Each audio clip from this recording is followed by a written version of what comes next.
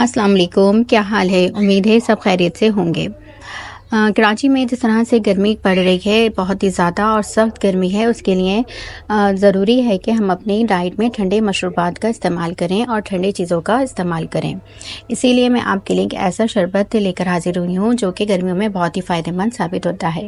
ये देखें, यहाँ पर ये मैंने गोंद कतीरा लिया है। ये आपको पंसारी की शॉप पर आसानी से मिल जाएगा।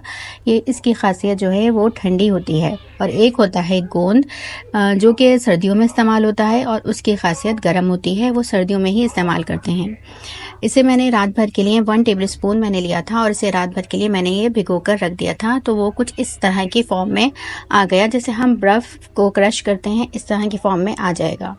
और ये तुख्मलंगा है, जो हमें हस्बे ज़रूरत हमें इस्तेमाल करना है।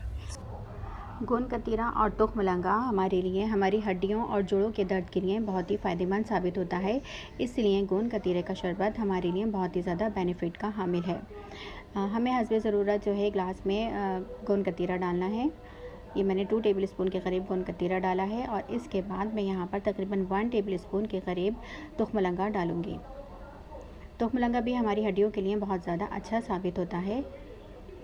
इसके बाद मैंने यहाँ पर हस्बे ज़रूरत रूह अफ़ज़ा डालूँगी और इसके बाद हमने यहाँ पर बिल्कुल ठंडा और चिल पानी हमने डालना है। आप यहाँ पर बर्फ़ का इस्तेमाल भी कर सकते हैं।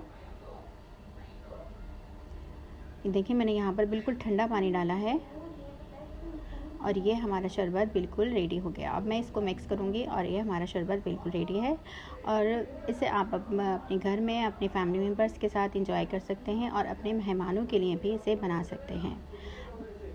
यकीन जाने, ये आप इसको बनाएंगे तो आपके लिए बहुत ही ज़्यादा फ़ायदेमंद साबित होता है। गोंद कतीरे का शरबत बिल्कुल रेडी है और अब आप इसे अपने घर में और गेस्ट के सामने सर्व कर सकते हैं। इसके साथ ही प्लीज़ आप लोग मेरे चैनल को सब्सक्राइब करें, लाइक करें और ज़्यादा से ज़्यादा शेयर करें और बेल का बटन ज़रूर प्रेस करें। इसके साथ ही मुझे इजाज़त दीजिए। अल्लाह हाफ़िज़।